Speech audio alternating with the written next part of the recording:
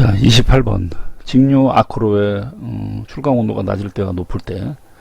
자, 출강 온도가 낮을 때는, 출강 온도가 낮으면 용광의 온도가 낮기 때문에 아무래도 있으면 용광의 온도가 낮으면은 요런 노벽 쪽으로는 빨리 굳겠죠. 빨리 응고가 됩니다. 그러면 결국은 노벽에 그 지금이 많이 부착되는 거죠.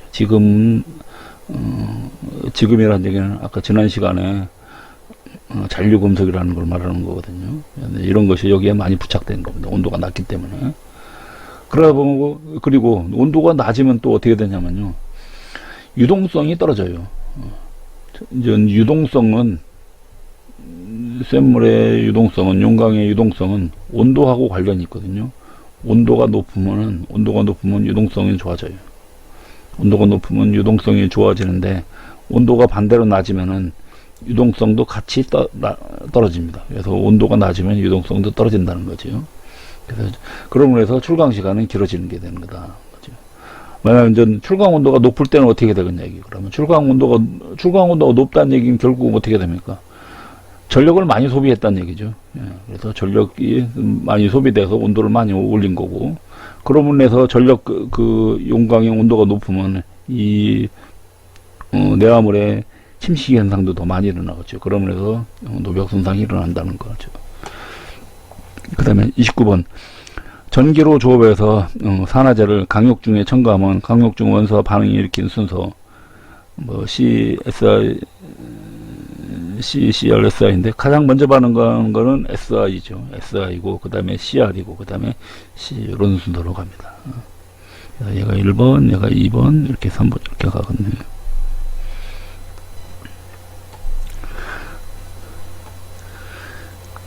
그 다음에 30번. 전기로 제강해서 고철을 예열했을 때 장점. 자, 고철을 예열을 하면은 용의 시간을 단축할 수 있겠죠. 아무래도 상온에 있는 고철을 녹이는 것보다는 미리 예열을 해서 집어는 더 빨리 녹일 수 있겠죠. 자, 그러면 그걸 한번 생각하면서 봅시다. 그러면서 에너지는 절감이 되고, 전기 에너지를요. 그 다음에 용의 시간을 단축할 수 있고, 그 다음에 고철에 혹시 수분이 묻어 있으면은 이것이 제거되고, 그 다음에 이것이 제거되면서 폭발 현상도 이제 방지할 수 있겠죠. 그래서 요거와 요거는 관련이 있습니다. 그 다음에 또 역시 마찬가지로 요거하고도 같이 관련이 있어요. 수분이 제거되면은 이게 이제 수소 발생을 갖다가 방지합니다. 왜냐면 이 수소는 여기서 나와요. H2 수분이 이제 온도가 높으면 얘가 분해가 되거든요. 그래서 수소와 산소로 나눠지는데 이때 요 수소죠. 만약 이 수소가 있으면 얘는 용광 중에 수소가 있어서 나중에는 얘는 그 수소치성을 일으키게 되는 거죠.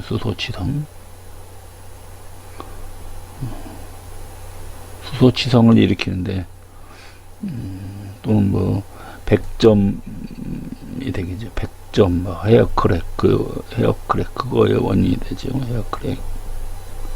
그래서 이제 이렇게 되는 부분에 이제 바로 수소치성이라는 거죠. 수소치성. 31번. 전기로 산화기 조업에서 자, 산화기 조업에서는 산소를 불어넣는데 이때 산소 치입관을 이렇게 경사지게 이렇게 집어넣습니다. 경사지게. 이때 각도가 20에서 30도라는 얘기죠. 전로하고는 틀리죠. 전로 같은 경우는 이렇게 로가 있으면 전로에서는 산소를 불어넣는 관이 수직으로 돼 있죠. 근데 얘는 산소 치입관인데 얘는 20에서 30도인데 이 전로하고 차이점이 전기로는 이렇게 안으로 집어넣어요. 이렇게 완전히 안으로 집어넣는데 얘는 그것이 아니라 요 위에서 불어넣는 거죠. 전로에서는. 그래서 전로와 전기로는 조금 산소를 불어넣는 방법이 틀리다는 거죠. 그래서 전로에서는 요걸 보고 렌스라고 하고 얘는 취입관 그렇게 표현하죠. 취입관으로.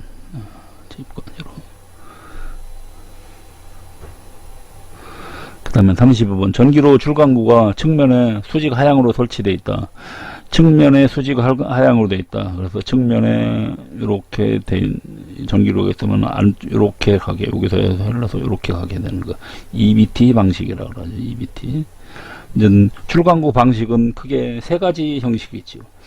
T-스폿 방식이 있고, 스폿 방식이 있고, OUT입니다. OUT 스폿 방식이 있고, 그 다음에 CBT 방식이 있고, EBT 방식이 있죠.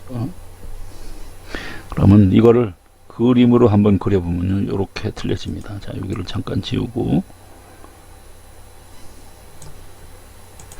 자, T-스폿 방식은 그냥 일반적인 전기로가 이렇게 있다면 이쪽으로 그냥 이렇게 내보내는 겁니다. 그래서 요렇게 돼 있는 거죠. 요렇게 나가게. 이쪽으로 그냥 이렇게 나가는 겁니다. 그 다음에 얘가 이제 T-스폿 방식이고, 스폿 방식이고, 그 다음에 CBT 방식은 요 전기로의 아래에서 이렇게 출강을 하게 되는 겁니다. 아래쪽으로 이렇게 출강. 얘는 이렇게 출강되는 거고. 그래서 얘가 CBT 방식이고,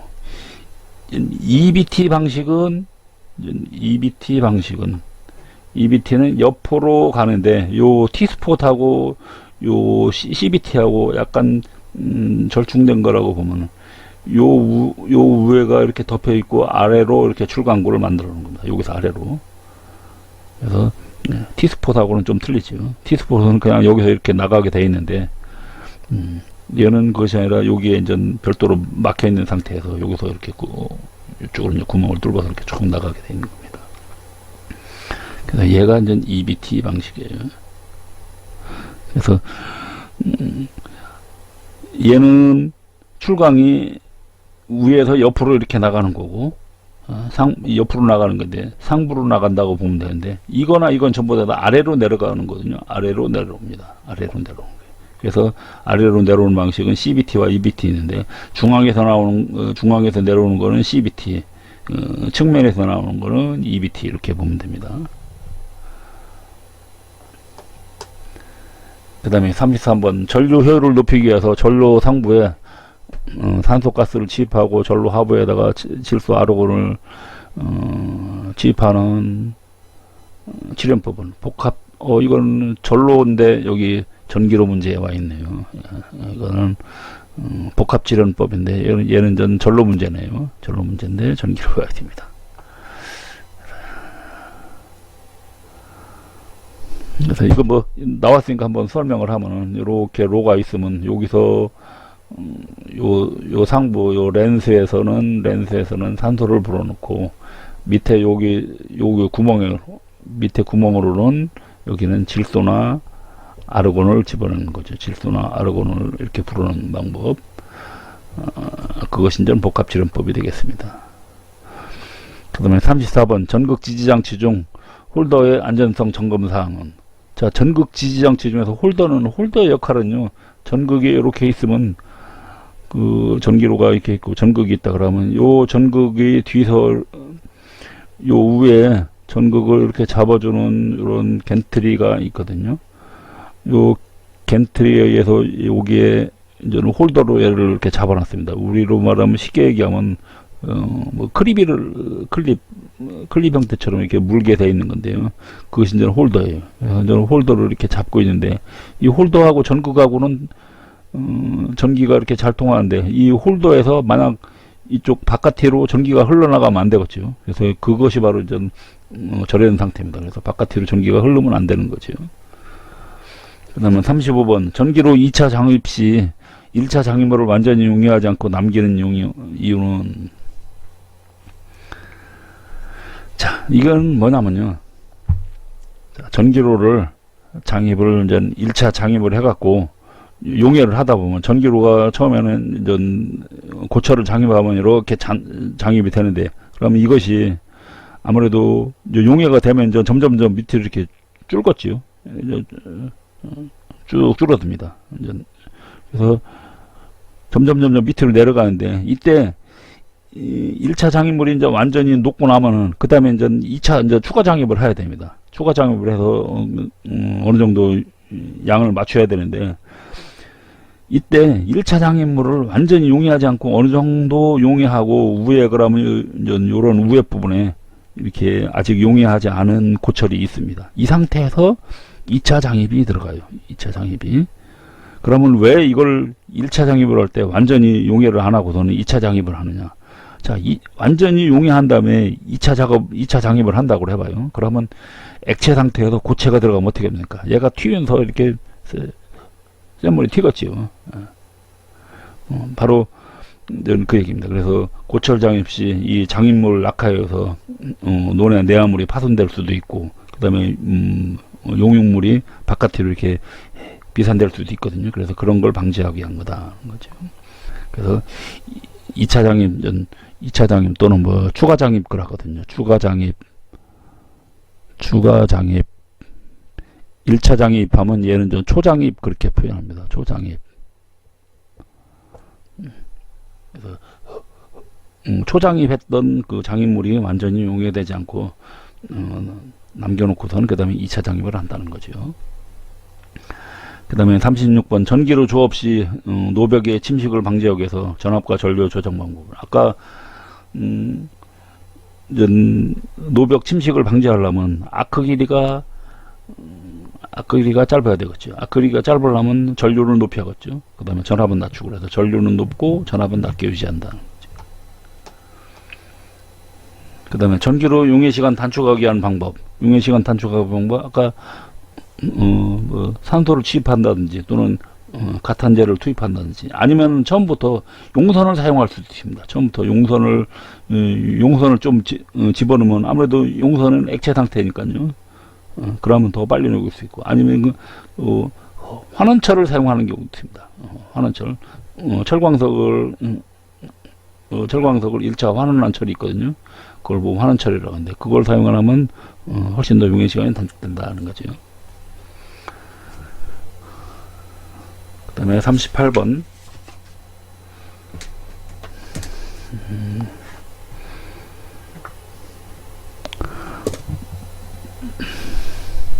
전기로 조업해서 탈사는 어느 시기에 하는가? 탈사는 산소는 아까 산화정년기에 불순물 제거 목적으로 불어넣는다겠죠.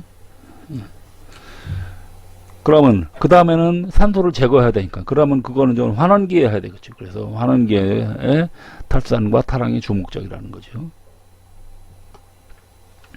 그 다음에 환원기에서 화이트 슬래그 형성시키려다. 화이트 슬래그와 카바이드 슬래그가 있습니다. 그래서 화이트 슬래그가 되려면은 페로실리콘이 들어가야 됩니다. 페로실리콘이 들어가면서 여기 있는 실리콘 성분에 의해서 그래서 슬래그가 화이트 슬래그가 된다는 거죠.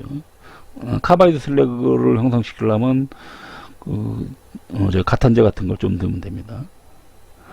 그 다음에 40번 전기로에 사용하기 위해서 무연탄, 피치, 코코스, 오일 등을 혼합하여 제조한 전극은, 이게 이제 흑연 전극이지요. 인조 흑연 전극입니다. 그래서 전극 재질, 인조 흑연 전극 또는 흑연 전극 그렇게 표현합니다.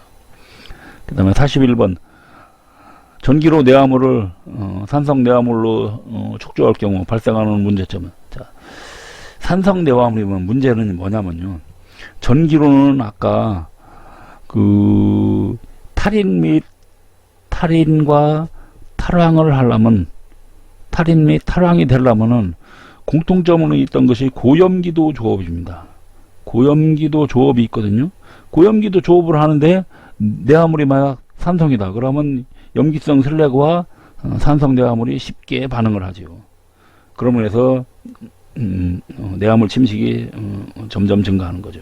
그래서 염기성 슬래그에 의한 내화물 침식 및 용손이 증가한다는 거죠. 그래서 전기로 내화물은 산성 내화물을 사용하지 않고 염기성 내화물을 쓴다는 거죠. 염기성으로. 그 다음에 42번 전기로에서 스테인레스광 용해 작업 시 용탄과 강제를 동시에 출강하는 이유는, 자,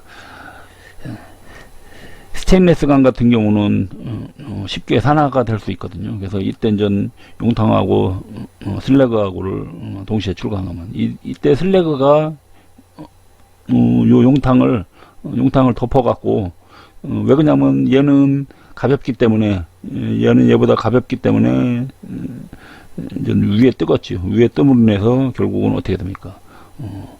공기 접촉 방지하는 거죠. 그래서 공기 중에 있는 질소 혼입을 최소화한다는 거죠.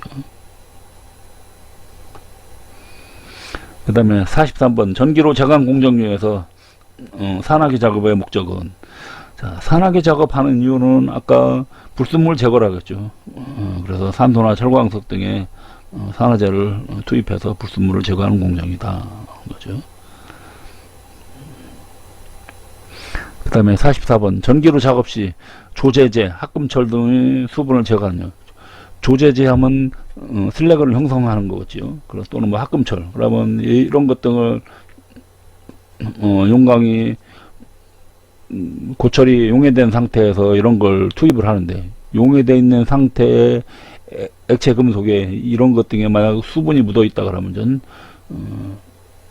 그 수분이 분해되면서 용광 중에 수소가 증가하겠죠. 이건 아까 설명했죠. H2O인데 수분이 여기서 이제 분해가 돼 갖고 요 수소가 증가한다겠습니다.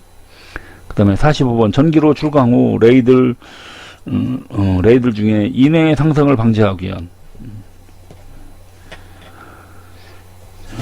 레이들 중에 자, 그러면 결국은 인해 상승을 방지한다. 탈인하고 생각하면 되죠. 탈인. 그래서 그럼 결국은 아까 앞에서 나왔죠.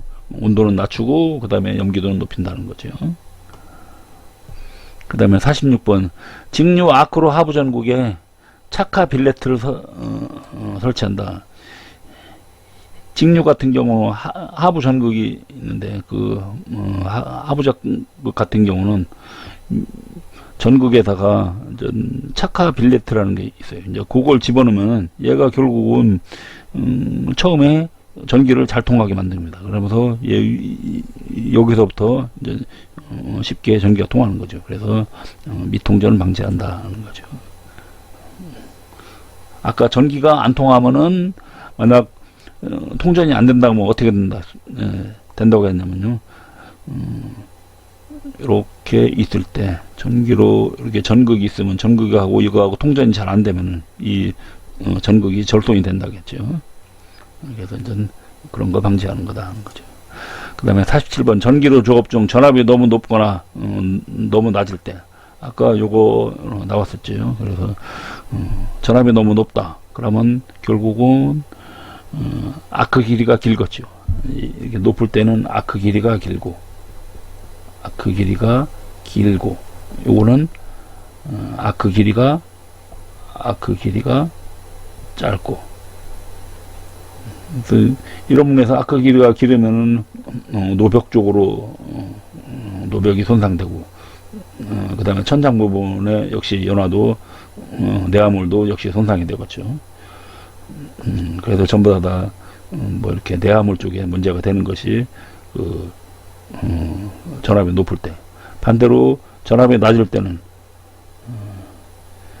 이때는 전극 자체가 전극 부분에 이쪽 이제 아크 길이가 짧기 때문에 온도가 많이 올라가거든요. 온도가 많이 올라가면서 전극 소모량이 이렇게 많이 증가합니다.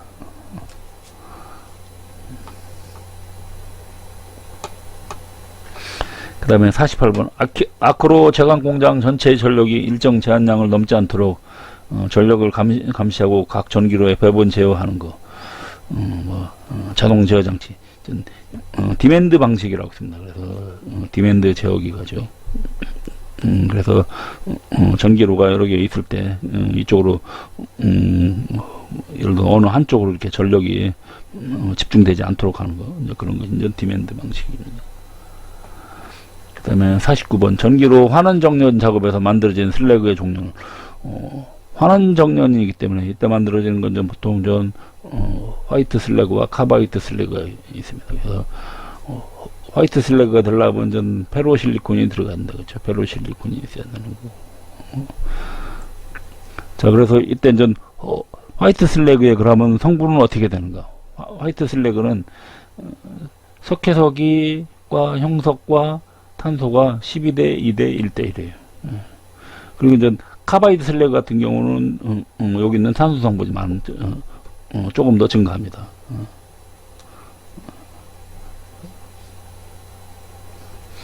그 다음에 직류식 전기로해서 전기의 흐름은 어떻게 되는가. 자, 직류식 같은 경우는 이런 하부 전극이 있는 거니까요. 하부에 전극이 있는 거니까요. 이게 상부 전극이 있고 하부 전극이 있거든요. 그러면 상부 전극에서 여기가 슬래그가 있으니까요. 슬래그, 그래서 전극, 그 다음에 슬래그 거쳐서, 그 다음에 용광을 거쳐서, 그 다음에 하부 전극을 거치는 거죠. 하부 전극을 그렇게 거친다는 거죠. 그래서 상부 전극, 슬래그, 용광, 하부 전극. 그래서 이런 방식에서는 이쪽으로 반드시 전기가 일리 흘러가야 되니까는, 그래서 여기다가 이때 이런데 투입해야 되는 것이 착화 빌레트가 있다겠죠. 그래서 착화 빌레트를 빌레트를 투입을 한다는 거죠. 그래서 아까 요거 문제가 있었습니다. 착화 빌레트 투입하는 문제가. 그래서 아마 46번 문제 있었습니다. 그 다음에 52번 전기도 조업에서 환원기에서 적용해요. 환원기에서는 황과 산소죠. 황과 산소. 주로 황. 그 다음에 두 번째 산소가 이렇게 됐습니다. 그 다음에 53번 전기로 고철 용해 작업 시 저전압 고전류를 하는 거. 아까 이 문제도 이렇게 나왔었죠. 저전압 고전류. 그래서 용해 효율을 높이고 용해 속도를 높이는 거죠. 그리고 노백의 용선 방지한다는 거죠. 그 다음에 54번 전기로 출강 후 레이들에서 인을 낮추기 위한 조법. 이제 이것이 이제 아주 중요하기 때문에 이런 문제가 좀 이렇게 자주 나오는 것 같아요. 그래서 온도는 낮춰야 되고 염기도는 높여야 되겠죠. 기타 또 얘는 분위기를 산화성 분위기 해야 되고 하죠. 아까 황 같은 경우는 황의 성분을 낮추려면 온도는 높여야 되고, 그 다음에 고염기도, 그 다음에 분위기는 환원성 분위기가 되겠습니다. 근데 이는 저온 고염기도 산화성 분위기입니다.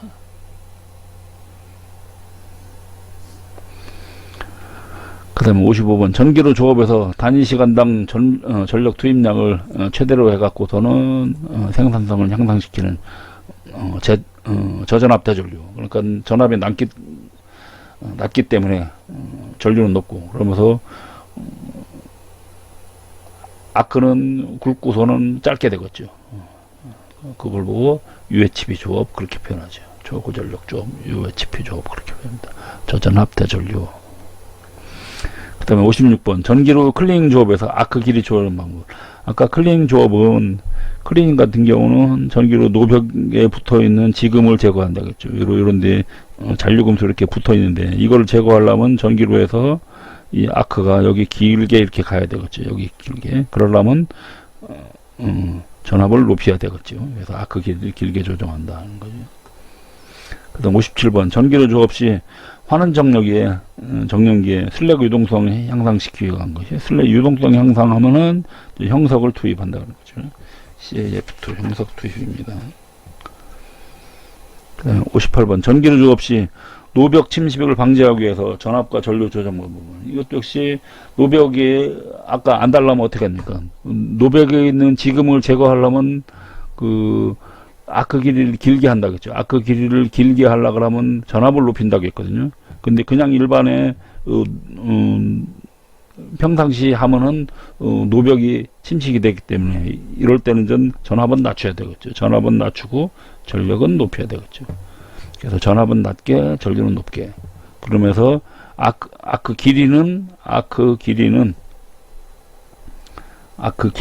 짧고 굵게. 길이는 짧고 그 다음에 크기는 굵게. 그래서 이렇게 아크 길이는 짧고 굵게 해야 된다는 거. 그 다음 59번 용광 중에 탄소량이 낮다. 첨가하면 카탄제. 카탄제 같은 경우는 주로 전부 다 탄소 성분이어야 되는 거니까 분코커스라든지 분탄이라든지 전부 다 전극설 하면 전극가루를 말합니다. 전극부스러기 또는 전극가루를 전극설이라 그래요. 전극설을 전극부스러기 또는 전극가루라고 한다. 이때 이제 이것이 가장 좋은 거죠.